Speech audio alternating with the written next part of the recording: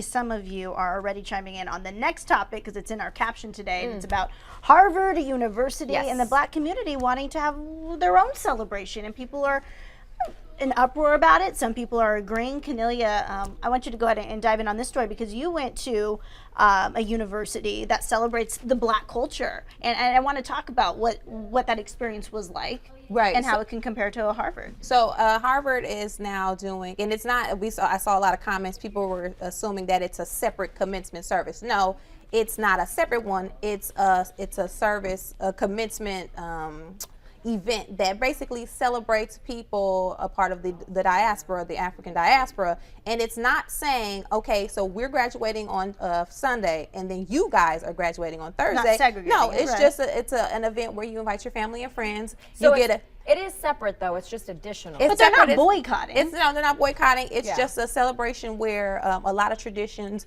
that are specific to the African diaspora are presented, because you can't put kente cloth, traditional kente cloth, on your graduate at an overall ceremony for everyone else, because culturally that's not accepted in some areas and some people don't understand that. Then it's going to be the question, well, why do they get kente cloth, whatever. So there's a separate ceremony to just honor your accomplishments and to celebrate, graduating from schools. And it seems like it's just Ivy League schools. I saw Harvard and Stanford on here. Stanford, Marshall, University of Washington. Yeah, certain schools. So predominantly white schools, PWIs, predominantly white institutions. I went to an HBCU, which was historically Black college or university.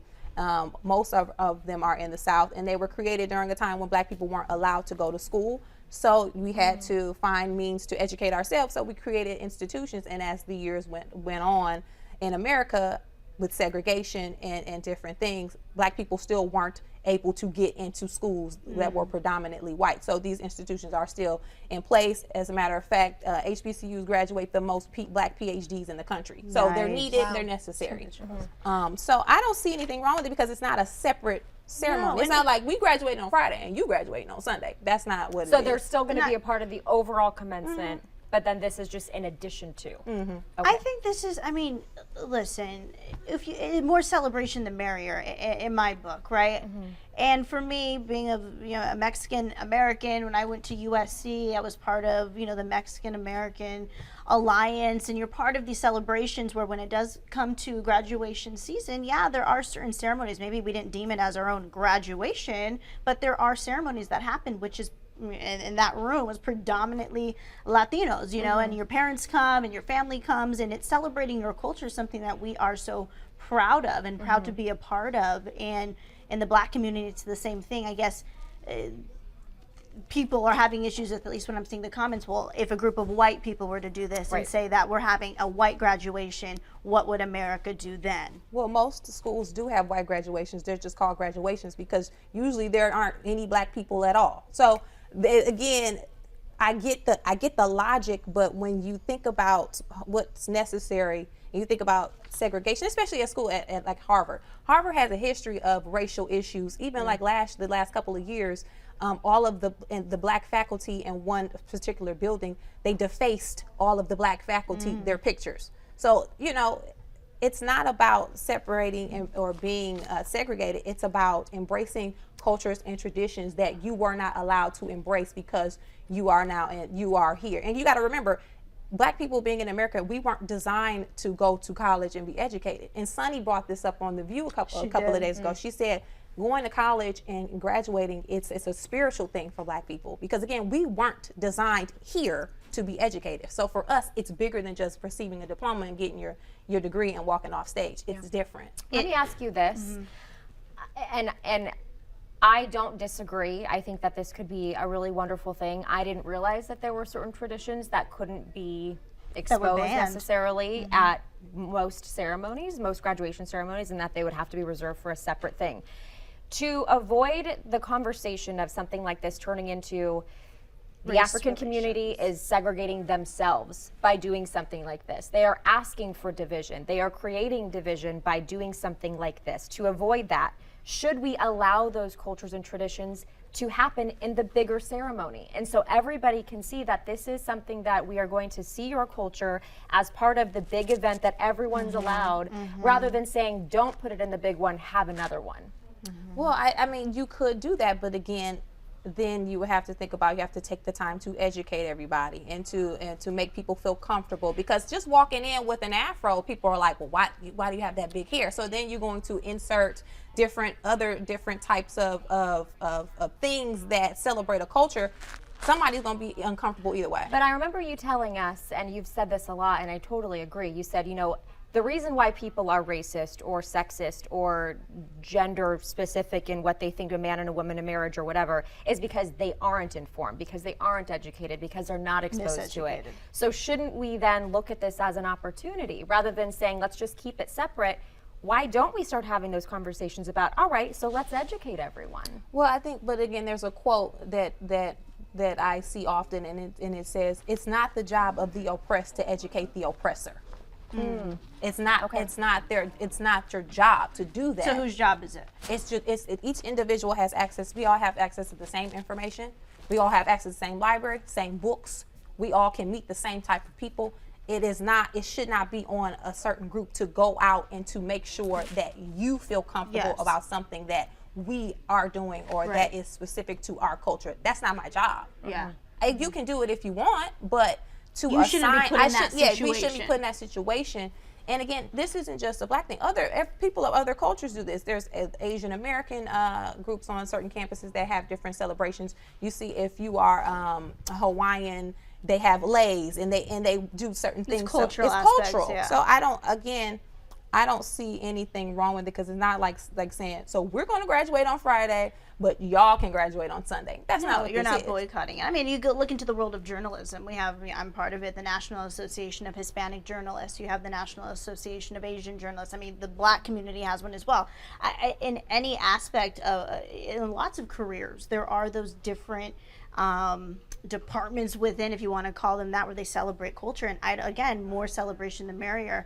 In my book, I would like to know from you, Cornelia, for those who you're maybe not really understanding, or kind of, okay, even HBCUs to them feels like that's a form of segregating people. What was the experience like at an HBCU? How is it different from just the different faces you see by being predominantly black? In the classroom, what is it that is so different? I think it's a beautiful thing, and I'm learning about it through you. To me, it was just like going to school. Like, I mean, it feels different. It's very hard being the only person that looks like you in a space. It's very difficult. Whether you're the only woman in a room full of men, whether it's men in a room full of women, whether you're the only black person in a room full of white people, it's very different. So it's very comforting to see, especially when there's 13% of the population. So to be in a space where everybody's educated, everybody comes from different backgrounds. You had kids who grew up in poverty. You had kids who were like the Huxtable kids, parents, judges, and doctors coming together and just learning and just, growing and experiencing different things. So to me, it wasn't this special, like, it wasn't, to me, it didn't feel abnormal. It was just being around people that look like me. The same way, if you go somewhere and everybody's in the room is white, you just around everybody that look like you. It's or if everyone's black and you're the only white person, it's no big deal. And I do want to point out, white people do go to HBCUs. That was my next question. Does HBCUs say no, only black people can come? White it's not people about go to segregation. HBCUs. Listen, my major was aviation management. The majority of my class was full of white people. Like, it's not like, so it's really, so and you got to remember, certain HBCUs were started for Native Americans as well, because Native Americans in America weren't allowed to be educated. So they didn't start with just saying no to everyone else. If you walk on HBCU campus, you'll see people of all nationalities. All right, I do want to bring in Christian Cavallo. Hello, Christian. Thanks for being with us. One of our viewers who chimes in every day. I love we appreciate it. Thank you. Christian says, I don't agree with it. I would never be a part of a Hispanic-only commencement ceremony. I think it's a step backward in the rhetoric of equality. So what do you guys think it depends about that? how. But is it a ceremony or a celebration? You're saying so basically, would you not celebrate your heritage in any capacity, not just graduation? But this specifically is it says graduation. But it's a separate ceremony, and there's the main commencement where they're getting their actual degrees. So it's not like they're getting there's their diploma. There's going to be 4 speakers who come from that culture, and who, and again, any culture can do this. Right. They've raised money. I was reading an article. They raised, is it $35,000? They raised it on their own to throw this party, if you will, for their culture. And I'm sure, just like HBCUs say, come on, everyone of all gender, of all creed, of all race, come and join us in this celebration. I imagine this celebration, this ceremony, isn't excluding anyone from watching. No, but even Kathy Webster says stop calling it another graduation and just call it a celebration, and it wouldn't be a big deal. But the way that all the headlines read, it is having all the headlines well, no, I know, but that's what we have to clarify. Is it a graduation where they're getting their diplomas, or is it a ceremony where they're just celebrating each other? Does that matter?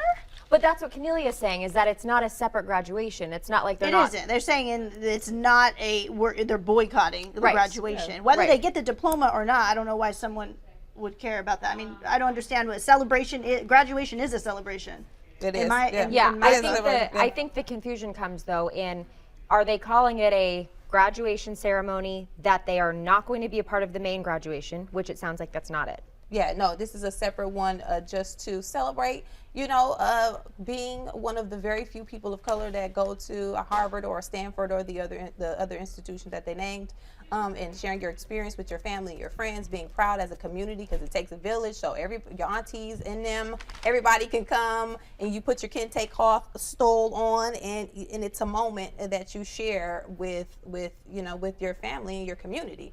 But again, a lot of other cultures do things like this, and then you're not getting your diploma, and that's not your graduation. More than 700 students and guests are registered to attend. It'll take place May 23rd, which is 2 days before the traditional graduation events. Student organizers say it's meant to replace it isn't rather meant to replace the existing ceremony, but rather to add something that was missing. Yeah, and then that Michael Huggins, who's the president of the Harvard Black Graduate Student Alliance, says so many students identify with the African diaspora, as you were mentioning, but don't necessarily feel welcome as part of the larger community, and they don't feel like their stories are being shared. So this is an opportunity to give voice to the voiceless, and that's why they did this. I mean, think about it. Think about history, right? Regular history for people that look like Gina or someone else that is not of color is a mandatory course requirement. We're both Americans. History about Black people is only offered as an elective at some schools only, not every school. So you have to think about that. So having a celebration where you want to bring your family and friends, and you want to do something that may be traditional, specific to your culture, there's nothing wrong with that. Right. Yeah. And can I say too, because for some perspective, students at Harvard began an annual Latino graduation ceremony in 2015.